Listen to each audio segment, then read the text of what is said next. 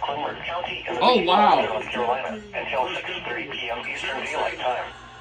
At 5:47 p.m. Eastern Daylight Time, a severe thunderstorm was located 5 miles northwest of uptown Charlotte and is nearly stationary. Oh boy. 60 miles per hour. We're waiting for this. Size hail. Source: radar indicated.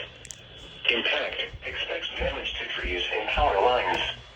Locations impacted include Charlotte, Freedom Park, University City, The Plaza, Charlotte Douglas Airport, and Paul Creek. Brief damaging winds will blow down trees and power lines over small areas. A brief period of large hail is also possible. Seek shelter inside an interior room.